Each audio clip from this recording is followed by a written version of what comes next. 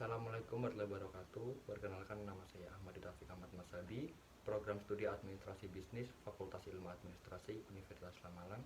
Kali ini saya akan memaparkan materi mengenai pelanggaran etika dalam perusahaan pada mata kuliah Etika Bisnis yang diampu oleh Ibu dari Zunaida SAB MHB. Pertama, saya akan membahas mengenai kasus pelanggaran etika yang dilakukan oleh PT Greenfield Indonesia yang bertempat di Kabupaten Blitar. Peternakan tersebut didemo oleh warga karena tidak mengolah limbah dengan optimal. Pasalnya, limbah perusahaan tersebut mencemari sungai di sekitar pabrik. Selain itu, menyebabkan air sungai keruh dan juga menyebabkan ikan-ikan yang ada di sungai menjadi mati. Contohnya, aliran sungai Ginjong dan aliran sungai Lekso yang mendadak keruh sekaligus berbau busuk dan juga merusak ekosistem yang ada. Serta perusahaan susu skala internasional tersebut tidak memiliki itikat baik kepada masyarakat sekitar dengan menerapkan corporate social responsibility yang baik. Sejak mengembangkan industri peternakan pada tahun 2018, limbah kotoran sapi terus dibuang ke sungai hingga saat ini.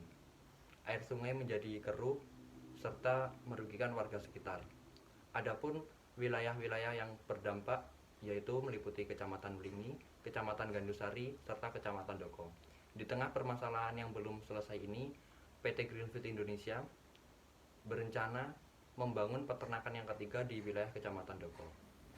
Akan tetapi, masalah ini sudah ditangani oleh pihak pemerintah Kabupaten Blitar yang berkoordinasi dengan DPRD Kabupaten Blitar. Untuk kasus pelanggaran etika yang kedua yaitu mega korupsi yang dilakukan oleh Direksi PT Jiwasraya. PT Jiwasraya merupakan salah satu BUMN yang bergerak pada bidang asuransi jiwa. Ada sekitar 13 korporasi yang terlibat dalam mega korupsi ini yang merugikan keuangan negara sekitar 10 triliun rupiah. Dan ini dilakukan dalam rentang waktu 2008 hingga 2018 serta masuk pada pidana tindak pidana pencucian uang.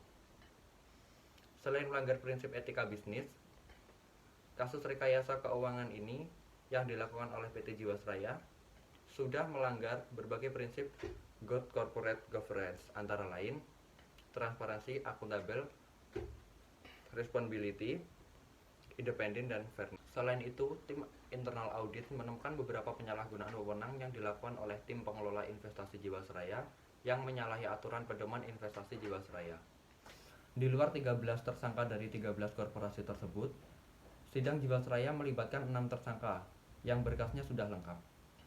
Mereka adalah Direktur Utama PT Hansen International Tbk Beni Cokro Saputro, serta Komisaris Utama PT Trada Alam Mineral Tbk Heru Hidayat.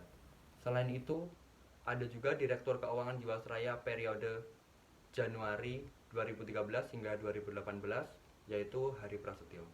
Kasus yang ketiga ini, saya akan membahas mengenai kecurangan laporan keuangan atau fraud yang dilakukan oleh PT Garuda Indonesia. PT Garuda Indonesia mengklaim mencatat kinerja keuangan pada tahun 2018 dengan laba bersih sekitar 809.000 US dollar atau sekitar 11,33 miliar rupiah. Akan tetapi, ada dua komisaris yang tak sepakat dengan salah satu transaksi kerjasama dengan PT Mahata Aeroteknologi, perusahaan rintisan penyedia teknologi Wi-Fi onboard yang dibukukan sebagai pendapatan oleh manajemen. Kronologinya, Mahata bekerja sama secara langsung dengan PT Citylink Indonesia yang merupakan anak usaha PT Garuda Indonesia yang dianggap menguntungkan hingga 239,9 juta US dollar. Namun, hal itu terendus oleh pihak regulator yang menyebabkan Bursa Efek Indonesia atau BEI memberikan peringatan tertulis 3 dan mengenakan denda sebesar 250 juta rupiah kepada Garuda Indonesia serta menuntut perusahaan untuk memperbaiki dan menyajikan laporan keuangan yang sebenar-benarnya. Tak hanya itu, Otoritas Jasa Keuangan mengenakan denda masing-masing sebesar 100 juta rupiah kepada Garuda Indonesia dan seluruh anggota direksi. OJK juga mewajibkan perusahaan untuk memperbaiki dan menyajikan kembali laporan keuangan pada tahun 2018. Di sisi lain, Kementerian Keuangan juga membekukan izin terhadap AP Kastner Sarum PA selama 12 bulan.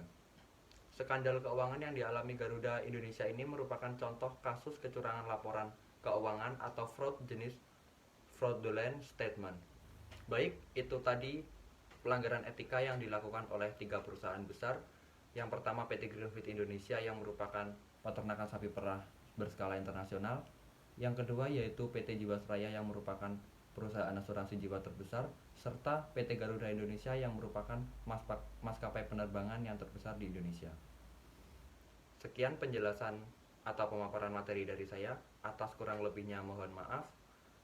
Wassalamualaikum warahmatullahi wabarakatuh.